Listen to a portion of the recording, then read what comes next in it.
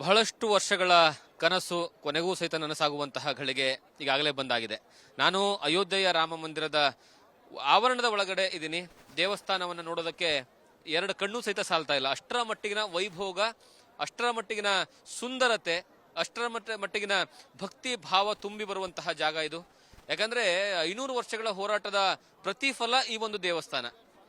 ಎಷ್ಟೋ ಜನ ಈ ದೇವಸ್ಥಾನವನ್ನ ಕಟ್ಟಬೇಕು ಅನ್ನುವಂತಹ ಕಾರಣಕ್ಕಾಗಿ ಹೋರಾಟವನ್ನ ಮಾಡಿದ್ರು, ಪ್ರಾಣವನ್ನ ಕಳ್ಕೊಂಡ್ರು. ಸ್ವತಃ ಸೂರ್ಯವಂಶದ 90,000ಕ್ಕೂ ಹೆಚ್ಚು ಜನ ಬಾಬರನ್ನ ಸೇನೆಗೆ ಬಲಿಯಾದ್ರು. ಆದ್ರೆ ಅವರಿಗೆ ಸಿಗದೆ ಇರುವಂತಹ ಸೌಭಾಗ್ಯ ನಮಗೆ ಸಿಕ್ಕಿದೆ. ತುಂಬಾ ಖುಷಿ ಆಗ್ತಾ ಇದೆ. ನಿಮ್ಗೆ ದೇವಸ್ಥಾನವನ್ನ ಪೂರ್ತಿಯಾಗಿ ತೋರಿಸುವಂತಹ ಪ್ರಯತ್ನವನ್ನ ಮಾಡ್ತೀನಿ. ನನ್ನ ಜೊತೆಗೆ ಬಂದ್ಬಿಡಿ. ಯಾಕಂದ್ರೆ ಈ ದೇವಸ್ಥಾನವನ್ನ ನೋಡ್ತಾ ಇದ್ರಲ್ಲ ನೀವು, ಈ ದೇವಸ್ಥಾನ ನಾಗರ ಶೈಲಿಯ ದೇವಸ್ಥಾನವನ್ನ ಕಟ್ಟುವಂತಹ ಕೆಲಸವನ್ನ ಮಾಡಿದ್ದಾರೆ. ನಾಗರ ಶೈಲಿ ಯಾಕೆ ಅಂತಂದ್ರೆ, ಈ ಭಾಗದಲ್ಲಿ ಅಂದ್ರೆ ಉತ್ತರ ಭಾರತದಲ್ಲಿ ಅತಿ ಹೆಚ್ಚು ದೇವಸ್ಥಾನಗಳು ನಿಮಗೆ ಕಾಣಸಿಗುವಂತದ್ದೇ ನಾಗರ ಶೈಲಿಯ ದೇವಸ್ಥಾನಗಳು. ಈ ದೇವಸ್ಥಾನವನ್ನ ಈಗ ರೆಡಿ ಮಾಡಿರುವಂತದ್ದಲ್ಲ, ಅಂದ್ರೆ ಈಗ ರೆಡಿ ಅಂತಂದ್ರೆ ಈಗ ಪ್ಲಾನ್ ಮಾಡಿರುವಂತದ್ದಲ್ಲ.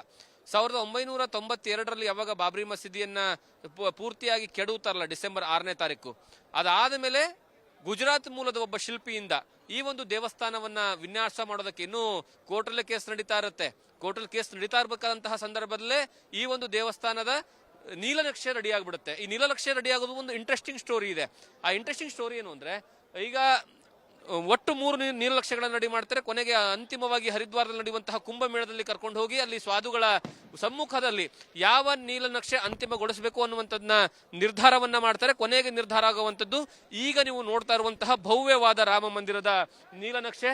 ಈ ಒಂದು ದೇವಸ್ಥಾನ ಆ ಸಂದರ್ಭದಲ್ಲಿ ಏನಂದ್ರೆ ನಿರ್ಧಾರವನ್ನ ಮಾಡ್ಲಾಯ್ತಲ್ಲ, ಅದಾದ್ಮೇಲೆ ಈಗಿನ ಸಂದರ್ಭಕ್ಕನುಗುಣವಾಗಿ ಕೆಲವೊಂದು ಬದಲಾವಣೆಗಳನ್ನ ಮಾಡ್ಕೊಳ್ಳಾಯ್ತು. ಕೆಲವೊಂದು ಏನಂದ್ರೆ ಸಣ್ಣ ಪುಟ್ಟ ಚೇಂಜಸ್ ಗಳನ್ನ ಮಾಡ್ಲಾಯ್ತು. ಈಗ ಮುಂದಿನ ದಿನಗಳಿಗೆ ಸಂಬಂಧಪಟ್ಟ ಹಾಗೆ ಹೇಗಿರಬೇಕು ಅನ್ನುವಂತಹ ಲೆಕ್ಕಾಚಾರದಲ್ಲಿ ಪ್ಲಾನ್ ಮಾಡ್ಕೊಂಡ್ರು. ಮತ್ತೆ ಇದು ನೀವು ನೋಡ್ತಾ ಇರುವಂತದ್ದು ಎಂಟ್ರನ್ಸ್ ಗೇಟ್ ಅಲ್ಲೇ ಎಷ್ಟು ಅದ್ಭುತವಾದಂತಹ ವಿನ್ಯಾಸವನ್ನ ಮಾಡಿದ್ದಾರೆ. ಅದರಲ್ಲಿ ಮೇಲ್ಗಡೆ ನೋಡಿದ್ರೆ ಗೊತ್ತಾಗುತ್ತೆ ನಿಮ್ಗೆ. ನೀವು ಮೆಟ್ಟಿಲನ್ನ ಹತ್ಕೊಂಡು ಹೋಗಬೇಕಾದ್ರೂ ಸಹಿತ ಅಕ್ಕಪಕ್ಕ ಮತ್ತೆ ಮೇಲ್ಗಡೆ 3 ಕಡೆ ನೋಡಿದ್ರು ಸಹಿತ ನಿಮ್ಗೆ ಇಲ್ಲಿನಿಂದನೇ ಭಕ್ತಿ ಭಾವದ ಜೊತೆಗೆ ಈ ಒಂದು ಕೆಲಸವನ್ನ ಮಾಡಿದಾರಲ್ಲ, ಅಂದ್ರೆ ಈ ಒಂದು ದೇವಸ್ಥಾನವನ್ನ ಕಟ್ಟುವಂತಹ ಕೆಲಸವನ್ನ ಮಾಡಿದಾರಲ್ಲ, ಇದರ ಕುಸರಿ ಕಲೆ ನಿಮಗೆ ಕಣ್ಣು ಮುಂದ್ಗಡೆ ಬಂದು ಹೋಗ್ಬಿಡುತ್ತೆ.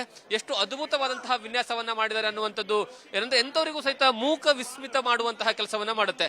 ಈ ಒಂದು ದೇವಸ್ಥಾನ ಏನಿದೆಲ್ಲ, ಈ ದೇವಸ್ಥಾನ ಯಾವುದೇ ಕಾರಣಕ್ಕೂ ಸಹಿತ ಕಬ್ಬಿಣವನ್ನ ಬಳಕೆ ಮಾಡಿಲ್ಲ. ಕಬ್ಬಿಣವನ್ನ ಬಳಕೆ ಮಾಡದೇನೆ, ಸಿಮೆಂಟ್ ನ ಬಳಕೆ ಮಾಡದೇನೆ, ಇಂಟರ್ಲಾಕ್ ಸಿಸ್ಟಮ್ ಅಲ್ಲಿ, ಅಂದ್ರೆ ಚಾಲುಕ್ಯರು, ಹೊಯ್ಸಳರು ಏನಂದ್ರೆ ಈ ಹಿಂದಿನ ದೇವಸ್ಥಾನಗಳನ್ನ ಹೇಗೆ ಕಟ್ತಾ ಇದ್ರಲ್ಲ, ಆ ರೀತಿಯಾಗಿ ಕಲ್ಲು ಮತ್ತೆ ಕಲ್ಲುಗಳನ್ನ ಇಂಟರ್ಲಾಕ್ ಮಾಡೋ ಮೂಲಕವಾಗಿ ಒಂದೊಂದು ಕಲ್ಲುಗಳಿಗೂ ಸಹಿತ ಇಂಟರ್ಲಾಕ್ ಮಾಡಿ ಈ ಒಂದು ದೇವಸ್ಥಾನವನ್ನ ಕಟ್ಟಲಾಗಿದೆ. ಹಾಗಾಗಿ ಈ ದೇವಸ್ಥಾನವನ್ನ ಬರೋಬ್ಬರಿ 1000 ವರ್ಷಗಳವರೆಗೂ ಸಹಿತ ಏನಾದ್ರೂ ಸಹಿತ ಈ ದೇವಸ್ಥಾನಕ್ಕೆ ಏನೂ ಆಗೋದಿಲ್ಲ, ಪ್ರಕೃತಿ ವಿಕೋಪಗಳಾದ್ರು ಅನ್ನುವಂತಹ ಮಾತುಗಳನ್ನ ಸಹಿತ ಹೇಳ್ತಾರೆ.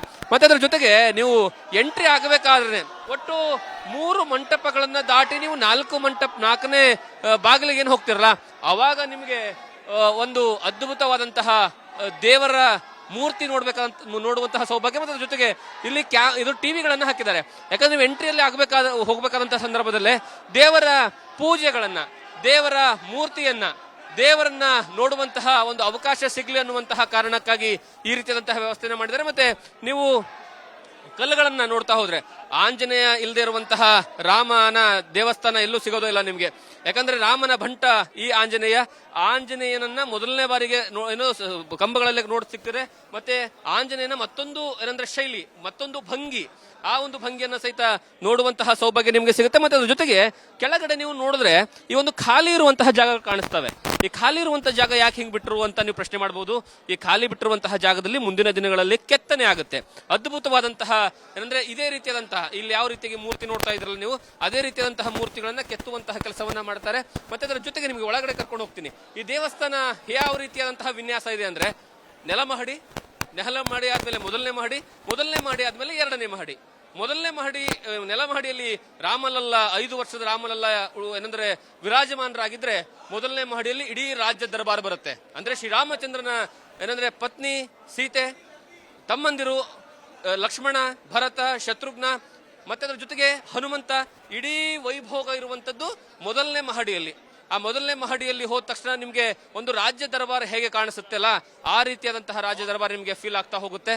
ಅದಾದ್ಮೇಲೆ 2ನೇ ಮಹಡಿಯಲ್ಲಿ ನಿಮ್ಗೆ ಕೂತ್ಕೊಂಡು ಧ್ಯಾನವನ್ನ ಮಾಡೋದಕ್ಕೆ ಅವಕಾಶ ಮಾಡಿಕೊಡುವಂತಹ ಕೆಲಸವನ್ನ ಮಾಡಿದ್ದಾರೆ. ಮತ್ತೆ ಇಲ್ಲಿ ನಾಟ್ಯಮಣಿಯರು ನೋಡಿದ್ರೆ ಗೊತ್ತಾಗುತ್ತೆ, ನಾಟ್ಯಮಣಿಯರ ಪಾತ್ರ ಯಾವ ಮಟ್ಟಕ್ಕೆ ನಮ್ಮ ಇತಿಹಾಸದಲ್ಲಿತ್ತು, ಪುರಾಣಗಳಲ್ಲಿತ್ತು, ಮತ್ತೆ ಎಲ್ಲವನ್ನ ಸಹಿತ ವಯ್ಯಾರದಿಂದ ತೋರಿಸುವಂತದ್ದು, ಅಂದ್ರೆ ಅವರ ಒಂದು ಕಲೆಯನ್ನ ಬಿಂಬಿಸುವಂತಹ ಒಂದು ಸಂದರ್ಭಗಳನ್ನ ಸಹಿತ ಇಲ್ಲಿ ನೋಡ್ತಾರೆ. ಇದು ನೀವು ಎಂಟ್ರಿ ಆದ ತಕ್ಷಣ ಸಿಗುವಂತಹ ಮುಖ್ಯ ಮಂಟಪ, ಅಂದ್ರೆ ಮಧ್ಯದ ಮಂಟಪ. ಈ ಮಧ್ಯದ ಮಂಟಪವನ್ನ ಎಷ್ಟು ಎತ್ತರಕ್ಕಿದೆ ನೋಡಿ ಇದು ಮಂಟಪವು. ಇಲ್ಲಿ ಪೂರ್ತಿಯಾಗಿ ಒಂದೊಂದು ನಾಗರ ಹೆಡೆ ಇರುವಂತಹ ಒಂದು ಏನಂದ್ರೆ ನಾಗಕನ್ನಿಕೆಯರಿರ್ಬೋದು, ಅದರ ಜೊತೆಗೆ ಅಲ್ಲಿರುವಂತಹ ಏನಂದ್ರೆ ನಾಟ್ಯಮಣಿಯರಿರ್ಬೋದು, ಅದರ ಜೊತೆಗೆ ಒಳಗಡೆ ಇರುವಂತಹ ಒಂದು ಕೆತ್ತನೆಗಳಿದಾವಲ್ಲ ಅವೆಲ್ಲವೂ ಸಹಿತ ಇಂಟರ್ಲಾಕ್ ಸಿಸ್ಟಮ್ ಇರುವಂತಹ ಒಂದು ಕೆತ್ತನೆಗಳು. ಅವನ್ನೆಲ್ಲವೂ ಸಹಿತ ಬೇರೆ ಕಡೆಗೆ ಕೆತ್ತನೆಯನ್ನ ಮಾಡಿ ಇಲ್ಲಿ ತಂದು ಇಡುವಂತಹ ಕೆಲಸವನ್ನ ಮಾಡಿದ್ದಾರೆ. ಅಂದ್ರೆ ಇಂಟರ್ಲಾಕ್ ಸಿಸ್ಟಮ್ ಅಲ್ಲಿ ಕರೆಕ್ಟ್ ಮಾಡುವಂತಹ ಕೆಲಸವನ್ನ ಮಾಡಿದ್ದಾರೆ. ಮತ್ತೆ ಇದಕ್ಕೆ ದೇವಸ್ಥಾನವನ್ನ ನಿರ್ಮಾಣ ಮಾಡಬೇಕು ಅನ್ನಂತಹ ಸಂದರ್ಭದಲ್ಲಿ ಬರೋಬ್ಬರಿ 40 ಅಡಿ ಆಳ ಕೆದಿರ್ತಾರೆ. ಯಾಕಂದ್ರೆ 40 ಅಡಿ ಆಳ ಕೆದರಿದ್ರು ಸಹಿತ ಅಲ್ಲಿ ಮರಳು ಸಂಪೂರ್ಣವಾಗಿ ಸಿಗ್ತಾನೆ ಇರುತ್ತೆ.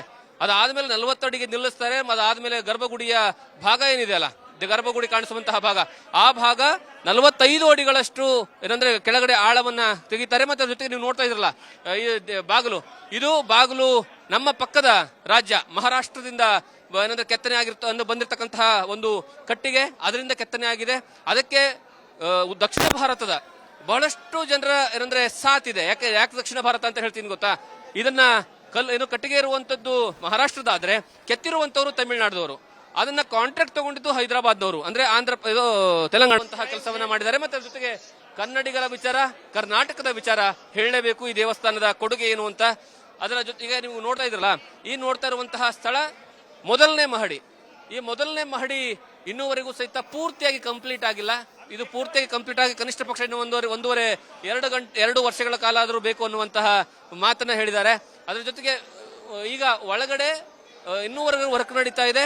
ಈಗ ಗರ್ಭಗುಡಿ ಮತ್ತೆ ನೆಲಮಹಡಿ ಸಂಪೂರ್ಣವಾಗಿ ಮುಕ್ತವಾಗಿರುವಂತದ್ದು. ಹಾಗಾಗಿ ಆ ಒಂದು ಏನಂದ್ರೆ ನಿಮ್ಗೆ ಕೆಳ ಮಹಡಿಯನ್ನ ತೋರಿಸ್ತೀನಿ, ಅಂದ್ರೆ ಕೆಳ ನೆಲಹಾಸನ್ನ ತೋರಿಸ್ತೀನಿ ನಿಮ್ಗೆ. ಯಾಕಂದ್ರೆ ನೆಲಹಾಸ ಯಾಕೆ ತೋರಿಸ್ತೀನಿ ಅಂದ್ರೆ ಇದು ಯಾವುದೋ ಪೇಂಟ್ ಮಾಡಿರುವಂತದ್ದಲ್ಲ. ಮಾರ್ಬಲ್ಸ್ ಗಳನ್ನ, ಕಲರ್ ಮಾರ್ಬಲ್ಸ್ ಗಳನ್ನ ಅದ್ಭುತವಾಗಿ ಈ ಒಂದು ಸ್ಥಳದಲ್ಲಿ ಇಡುವಂತಹ, ಅಂದ್ರೆ ಈ ಒಂದು ಇಲ್ಲಿ ದೇವಸ್ಥಾನ ಕಟ್ಟುವಂತಹ ಸಂದರ್ಭದಲ್ಲಿ ಬಳಕೆ ಮಾಡಿಕೊಂಡಿರುವಂತದ್ದು. ಮತ್ತೆ ಇನ್ನೊಂದು ವಿಚಾರ ನಾನು ಹೇಳಲೇಬೇಕಿಲ್ಲ, ಯಾಕಂದ್ರೆ ಕರ್ನಾಟಕದ ಪಾಲಿಗೆ ಈ ದೇವಸ್ಥಾನ ಎಷ್ಟು ಅಂದ್ರೆ ಕರೆಕ್ಟ್ ಆಗಿದೆ ಅಂತಂದ್ರೆ, ಒಂದು ಕಡೆಗೆ ಈ ದೇವಸ್ಥಾನದ ಅಡಿಪಾಯ ಹಾಕೋದಕ್ಕೆ ಬರೋಬ್ಬರಿ 7.6 ಲಕ್ಷ ಘನ ಕಲ್ಲನ್ನ ಈ ಒಂದು ಅಡಿಪಾಯಕ್ಕೆ ಕರ್ನಾಟಕದಿಂದ ಬಂದಿದೆ, ಕರ್ನಾಟಕದ ಏನಂದ್ರೆ ಭೂಮಿಯಿಂದ ಬಂದಿದೆ. ಅದರ ಜೊತೆಗೆ ಗರ್ಭಗುಡಿಯಲ್ಲಿ ವಿರಾಜಮಾನರಾಗಿರ್ತಕ್ಕಂತಹ ಶ್ರೀರಾಮಲ್ಲ ಬಂದಿರುವಂತಹ ಕಲ್ಲು ಸಹಿತ ಕರ್ನಾಟಕದ HD ಕೋಟೆ ಕಲ್ಲು. ಅದರ ಜೊತೆಗೆ ಕೆತ್ತಿರುವಂತವರು ಸಹಿತ ಕರ್ನಾಟಕದವರೇ, ಮೈಸೂರಿನ ಏನಂದ್ರೆ ಅರುಣ್ ಅವರು. ಅದರ ಜೊತೆಗೆ ಇಡೀ ಈ ದೇವಸ್ಥಾನವನ್ನ ಕಳೆದ 4 ವರ್ಷಗಳಿಂದ 3 ರಿಂದ 4 ವರ್ಷಗಳಿಂದ ನಿರಂತರವಾಗಿ ಇದರ ಸೇವೆಯನ್ನ ಮಾಡ್ತಿರುವಂತದ್ದು ಕರ್ನಾಟಕದ ಉಸ್ತುವಾರಿ. ಅವರೂ ಸಹಿತ ಇದರ ಒಂದು ಏನಂದ್ರೆ ದೇವಸ್ಥಾನದಲ್ಲಿ ಬಹಳಷ್ಟು ಸೇವೆಯನ್ನ ಸಲ್ಲಿಸಿರ್ತಕ್ಕಂತಹ ಒಬ್ಬ ವ್ಯಕ್ತಿ. ನಿಮ್ಗೆ ಮುಖ್ಯ ಭಾಗದಿಂದ ಏನೋ ಹೊರಗಡೆ ಹೋಗ್ತಾ ಇರುವಂತದ್ದು. ನಾವು ಈಗ ಆನೆಯ ಬಾಗಿಲು ಅಂದ್ರೆ ದಕ್ಷಿಣ ಮುಖದ ಬಾಗಿಲಿಗೆ ಕರ್ಕೊಂಡು ಹೋಗ್ತಾ ಇದ್ದೀನಿ. ಇಲ್ಲಿಂದ ಯಾವ ರೀತಿಯಾಗಿ ಈ ದೇವಸ್ಥಾನ ಕಾಣುತ್ತೆ, ಇಲ್ಲಿಂದ ಯಾವ ರೀತಿಯಾಗಿ ಏನಂದ್ರೆ ದೇವಸ್ಥಾನದ ವಾಸ್ತುಶಿಲ್ಪ ಕಾಣಿಸುತ್ತೆ ಅನ್ನುವಂಥದ್ದನ್ನ ನಿಮ್ಗೆ ತೋರಿಸುವಂತಹ ಪ್ರಯತ್ನವನ್ನ ಮಾಡ್ತೀನಿ. ನೀವು ಎಂಟ್ರೆನ್ಸ್ಗೆ ಬರ್ತಾ ಹೋದ್ರೆ ಈ ರೀತಿಯಾದಂತಹ ಆನೆಯ ಒಂದು ಸ್ಟ್ಯಾಚ್ಯೂಗಳಿದಾವೆ, ವಿಗ್ರಹಗಳಿದಾವೆ, ಮೂರ್ತಿಗಳಿದಾವೆ. ಅವೆಲ್ಲವೂ ಸಹಿತ ಏನಂತಂದ್ರೆ ನಿಮ್ಮನ್ನ ತುಂಬಾ ಅಟ್ರಾಕ್ಟ್ ಮಾಡುತ್ತೆ. ಅಟ್ರಾಕ್ಟ್ ಮಾಡಿ ಒಳಗಡೆ ನಿಮ್ಮನ್ನ ಕರೆದೋಗೋದಕ್ಕೆ ಸಹಕಾರ್ಯ ಮಾಡುವಂತಹ ಕೆಲಸವನ್ನ ಮಾಡುತ್ತೆ. ಅದನ್ನಂದ್ರೆ ತುಂಬಾ ಖುಷಿ ಕೊಡುವಂತಹ ಒಂದು ಏನೋ ಸಂದರ್ಭ ಇದು. ಹಾಗಾಗಿ ಇಡೀ ಅಯೋಧ್ಯ, ಇಡೀ ದೇಶ, ರಾಮನ ಭಕ್ತಾದಿಗಳು ಈ ಕ್ಷಣವನ್ನ ಕಣ್ತುಂಬಿಸ್ಕೊಳ್ಬೇಕು ಅನ್ನುವಂತಹದ್ದು ಕಾತುರ ಇತ್ತಲ್ಲ, ಅದು ಸಂಪೂರ್ಣವಾಗಿ ಈಗ ಕಾತುರ ಮುಕ್ತಾಯವಾಗಿರುವಂತದ್ದು. ಅದರ ಜೊತೆಗೆ ನಾಳೆಯಿಂದನೇ ಎಲ್ಲಾ ಜನರಿಗೂ ಸಹಿತ ಈ ದೇವಸ್ಥಾನದ ಜನಸಾಮಾನ್ಯರಿಗೆ ಬಂದು ಸಹಿತ ಇಲ್ಲಿ ಪೂಜೆನ ಅರ್ಪಿಸಿ ಈ ಒಂದು ರಾಮನ ಏನಂದ್ರೆ ದರ್ಶನವನ್ನು ಪಡೆಯುವಂತಹ ಸೌಭಾಗ್ಯ ಸಿಗ್ತಾ ಇದೆ. ಕ್ಯಾಮರಾ ಪರ್ಸನ್ ಮುರಳಿ ಜೊತೆಗೆ Jagadish Shampur, news first, Ayodhya. News first ನಿರ್ಭೀತಿಯಿಂದ ನಿಮ್ಮ ಪರವಾಗಿ.